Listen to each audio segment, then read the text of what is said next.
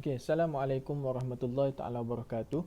Nama saya Amirul Ahmad Bahaullah bin Abdul Ghani di 170 di 173 09945.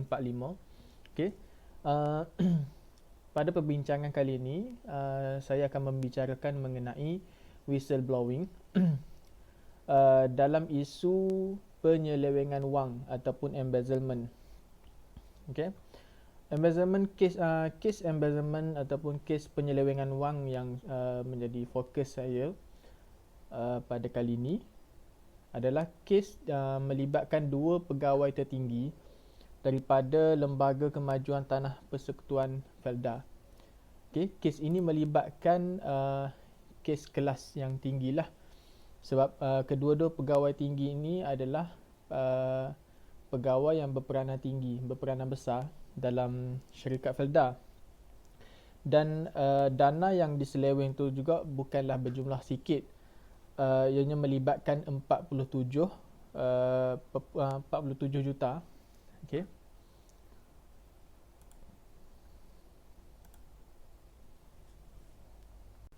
Okey, kes ini bermula pada Januari 2014. Ini melibatkan kes yang pertama lah. Okey. Kes yang pertama melibatkan penyelewengan wang sebanyak 25 juta. 26 juta, melibatkan 26 juta. Okey. Mengikut dua pertuduhan tersebut, dia ada dua pertuduhan lah. Yang pertama melibatkan 26 juta dan yang kedua melibatkan 21 juta dan jumlahnya adalah 47 juta.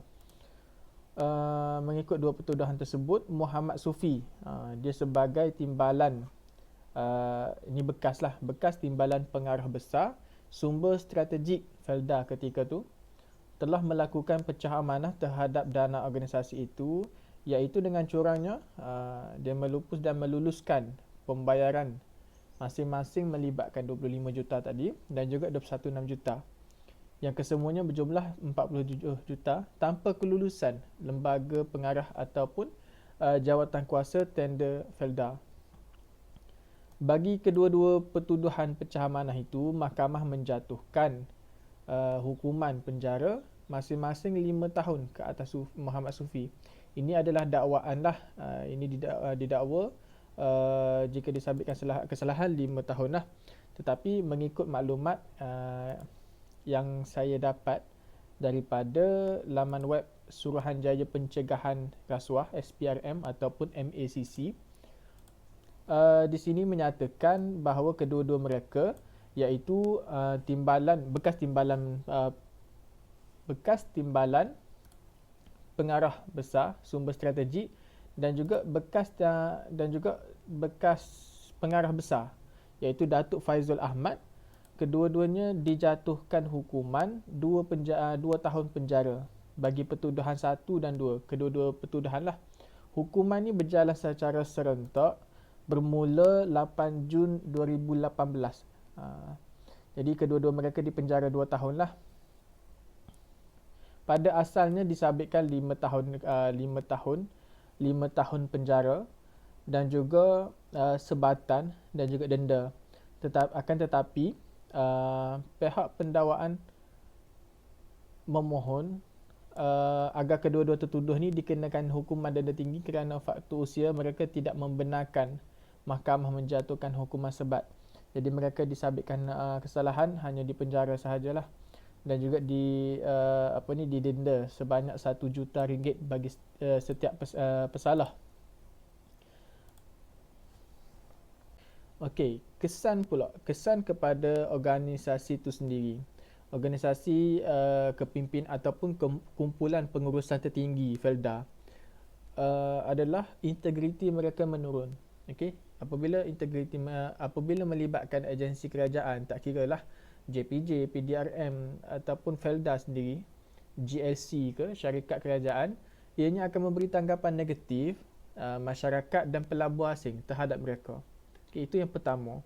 Yang kedua, hukuman penjara di bawah Seksyen 109 dan 409 Kanun Keseksaan boleh dihukum penjara tidak melebihi 20 tahun, denda dan sebatan. Okay.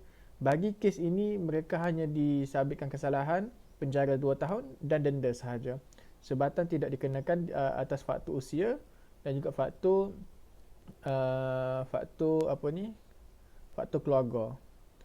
Dan yang ketiga, lesen profesional ditarik balik. Okay, lesen-lesen pengamal ataupun pengiktirafan boleh ditarik balik secara serta-merta.